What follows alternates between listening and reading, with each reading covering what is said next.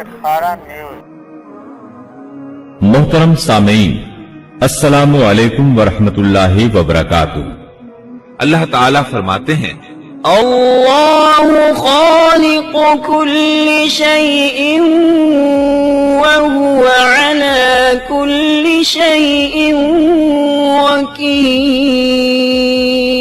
अल्लाह हर चीज का पैदा करने वाला है और वही हर चीज पर कुदरत रखने वाला है। अल्लाहुल्लज़ी ख़लक़स-समावाति वल-अर्ज़ वमा बैनहुमा फी सित्तति अय्याम सुम्मा इस्तवा अलल अर्श। अल्लाह ताला वो है जिसने आसमानों, जमीन और उनके दरमियान की सब चीजों को 6 दिन में पैदा कर दिया, फिर अर्श पर जलवा फरमा हुआ।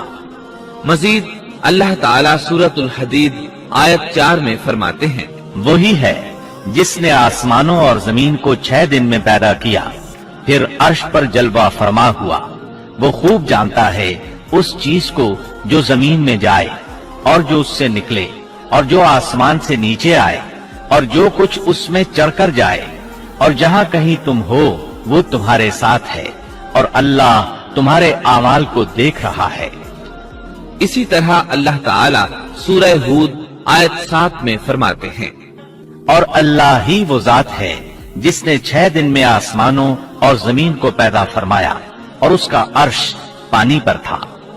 इमाम अहमद बिन हम्बल रहमतुल्लाह अलैह ने अबू रजीन उकैली से बयान किया है, उन्होंने कहा, ऐ अल्लाह के रसूल सल्लल्लाहु अलैहि वसल्लम, आसमानों और जमीन को पैदा करने से पहले हमारा परवरदिगार कहाँ था? आपने फरमाया, अमा में था, यानी अल्लाह के सिवा कुछ भी न था। न उसके ऊपर हवा थी और न उसके नीचे हवा थी, मतलब ये कि कुछ न था। फिर उसने पानी पर अपना अर्श पैदा किया। गोया ये थी मखलूक की इब्तिदा।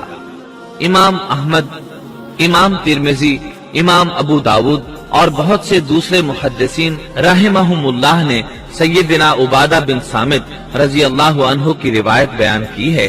वो कहते हैं, मैंने रसूल अकरम सल्लल्लाहु अलैहि वसल्लम को फरमाते हुए सुना।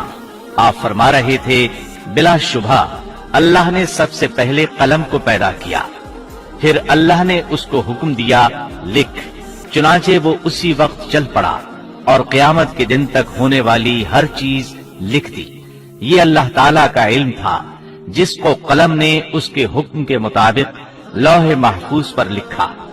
इमाम मुस्लिम रहमतुल्लाह अलैह ने सैयदना अब्दुल्लाह बिन अम्र बिन आस रजी अल्लाहु अन्हुमा की रिवायत बयान की है।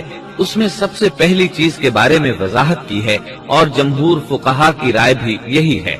अब्दुल्लाह बिन अम्र रजी अल्लाहु अन्हुमा बयान करते हैं, मैंने सुना आप फरमा रहे थे, अल्लाह ताला ने आसमान और जमीन की पैदाइश से 50,000 साल पहले तमाम मखलूकात की तकदीरें लिख दी और उस वक्त उसका अर्श पानी पर था। इस हदीस मुबारक से वाज़ेह हो गया कि सबसे पहले पानी और फिर पानी पर अर्श पैदा किया गया, फिर कलम की पैदाइश हुई, उसने तकदीर तहरीर की, फिर आसमान और जमीन की तख्लीक हुई। और जिस हदीस में आया है कि इब्तिदा में कलम को पैदा किया गया, उसका मतलब ये है कि इस जहान की मखलूकात में सबसे पहले इसका नंबर है, न कि बाकी तमाम जहानों की मखलूकात में पहला नंबर है। और इसका तज़किरा बुखारी शरीफ की इस हदीस में है। यमन से आए हुए एक वफ्द ने रसूलुल्लाह सल्लल्लाहु अलैहि वसल्लम से कहा, हम आपके पास दीन की समझ और इब्तिदाई खलक के बारे में पूछने के लिए आए हैं, ये कि सबसे पहले क्या चीज थी? आपने फरमाया, अल्लाह था, उससे पहले कोई चीज न थी, उसका अर्श पानी पर था, फिर उसने लौहे महफूज पर हर चीज लिख दी और आसमान और जमीन को पैदा किया। यानी इब्तिदा में पानी पर अर्श की तख्लीक हुई, फिर कलम की पैदाइश हुई, उसने सब कुछ लिख दिया। उलमाए किराम का बयान है, कलम के फौरन बाद लौहे महफूज को पैदा किया गया। चुनाचे कलम ने लौहे महफूज में हर चीज लिख दी। इसके बाद کائنات کی باقی مخلوقات اور آسمان و زمین کی پیدائش معرض وجود میں آتی گئی۔ اشیاء کی پیدائش والی ترتیب میں علماء کرام کے کئی اقوال ہیں، اور ہم نے آپ کے سامنے جمہور علماء اور فقہا کی پسندیدہ اور راجح ترتیب پیش کی ہے۔ آسمان اور زمین کی مخلوقات کی ترتیب کیا ہے، اس بارے میں امام مسلم رحمت اللہ علیہ نے سیدنا ابو ہریرہ رضی اللہ عنہ کی روایت پیش کی ہے۔ وہ کہتے ہیں، نبی اکرم صلی اللہ علیہ وسلم نے میرا ہاتھ پکڑا اور فرمایا، اللہ تعالیٰ نے ہفتے کے دن مٹی کو پیدا کیا، اتوار کے دن زمین میں پہاڑ، پیر کے دن درخت، منگل کے دن تکالیف، مصائب، جراثیم اور بیماریاں، بدھ کے دن نور کو، جمعرات کے دن زمین میں چوپایوں کو پھیلا دیا، اور تمام مخلوقات میں جمعے کے دن کی آخری گھڑیوں یعنی عصر سے رات کے درمیان میں آدم علیہ السلام کو پیدا کیا۔ مطلب یہ کہ ابتدائے آفرینش میں جن مخلوقات کی تخلیق ہوئی ان میں سے آخری مخلوق انسان تھا۔ اس حدیث میں مختلف حالات کو نہایت وضاحت سے بیان کیا گیا ہے۔ اس سے بخوبی پتہ چل گیا کہ ابتدائی مخلوقات کی ترتیب کیا تھی۔ ان میں سے آخری نمبر آدم علیہ السلام کا تھا، جبکہ آدم علیہ السلام نسل انسانی میں سب سے پہلے اور تمام انسانوں کے باپ ہیں۔ انسانوں سے پہلے فرشتے اور جن پیدا ہو چکے تھے۔ صاحب عقل مخلوقات میں سب سے پہلا نمبر فرشتوں کا، دوسرا نمبر جنوں کا اور آخری نمبر انسانوں کا ہے۔ فرشتوں کا اصل ٹھکانہ آسمان ہے۔ اللہ تعالیٰ سورۃ الشورى آیت 5 میں فرماتے ہیں، قریب ہے کہ آسمان اپنے اوپر سے پھٹ پڑے اور تمام فرشتے اپنے رب کی تسبیح اور تحمید بیان کر رہے ہیں اور زمین والوں کے لیے استغفار کر رہے ہیں۔ خبردار، اللہ تعالیٰ معاف کرنے والا، رحمت کرنے والا ہے۔ مسلم شریف میں ہے، سیدہ عائشہ صدیقہ رضی اللہ عنہا سے روایت ہے کہ نبی اکرم صلی اللہ علیہ وسلم نے فرمایا، فرشتوں کو نور سے اور جنوں کو آگ سے پیدا کیا گیا، اور آدم کو اس چیز سے پیدا کیا گیا جو تمہارے لیے بیان کر دی گئی، یعنی مٹی سے۔ فرشتوں کی تخلیق کے بعد جنوں کو پیدا کیا گیا۔